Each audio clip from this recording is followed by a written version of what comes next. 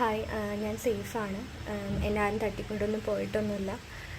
ആരുടെയും ഭീഷണിപ്രകാരമൊന്നുമില്ല ഞാനങ്ങനെ ഒരു വീഡിയോ റിലീസ് ചെയ്തത്. എൻ്റെ സ്വന്തം ഇഷ്ടപ്രകാരം തന്നെയാണ്. ഒരു സമാധാനം കിട്ടുന്നില്ല. മൊത്തത്തിലൊരു പ്രഷർ കാരണം എനിക്ക് എന്താ പറയുക, എല്ലാവരിൽ നിന്നും കുറച്ച് ദിവസത്തേക്കൊന്ന് മാറി നിൽക്കാൻ തോന്നി. അതുകൊണ്ടാണ് ഇനിയെങ്കിലും, എനിക്കറിയാം ഒത്തിരി ലേറ്റായി പോയി എന്ന്. ഈ ഒരു സ്റ്റേജിലെങ്കിലും എനിക്ക് സത്യങ്ങൾ എന്താണെന്ന് തുറന്ന് പറയണമെന്ന് തോന്നി. അതുകൊണ്ടാണ് മാറി നിന്ന് ഇങ്ങനൊരു വീഡിയോ ചെയ്യുന്നത്. കാരണം എൻ്റെ വീട്ടിൽ നിന്നുകൊണ്ട് എനിക്ക് സത്യങ്ങൾ തുറന്ന് പറഞ്ഞിട്ടൊരു വീഡിയോ റിലീസ് ചെയ്യാനുള്ളൊരു സിറ്റുവേഷൻ ഒരിക്കലും ഉണ്ടാവില്ല. കാരണം എനിക്ക് അവിടെ നിന്നൊരു വധഭീഷണി പോലും ഉണ്ടായതാണ്. സോ നല്ല പ്രഷർ കൊണ്ടിട്ടാണ് എനിക്ക് വീട്ടിൽ നിൽക്കാൻ പറ്റാഞ്ഞത്. അതുകൊണ്ടാണ് ഇങ്ങനെ മാറി നിന്നൊരു വീഡിയോ റിലീസ് ചെയ്തത്. സത്യം പറഞ്ഞു കഴിഞ്ഞാൽ രഹസ്യമൊഴി കൊടുക്കുന്നതിൻ്റെ ആ ഒരു എന്താ പറയുക, അന്ന് പോലും സത്യങ്ങൾ തുറന്ന് പറയണമെന്ന് മാത്രമേ ഞാൻ ആഗ്രഹിച്ചിട്ടുള്ളൂ.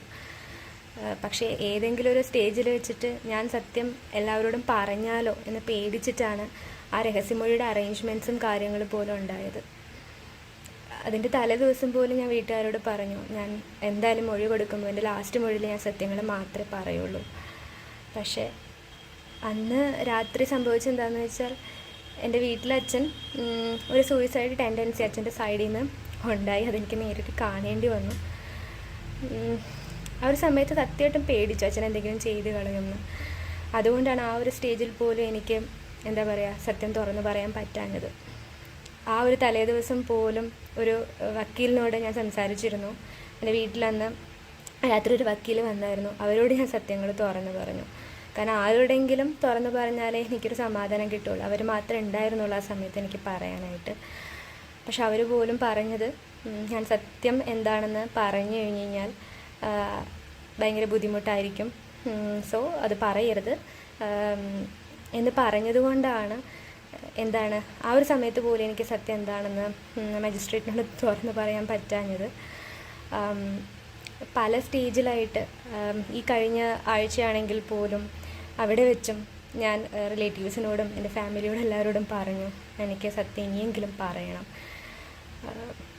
പക്ഷേ ആരും കൂടെ ഉണ്ടായില്ല. എന്താ പറയുക, സത്യം തുറന്നു പറയാനായിട്ട് ആരും എന്നെ ഹെൽപ്പ് ചെയ്തില്ല.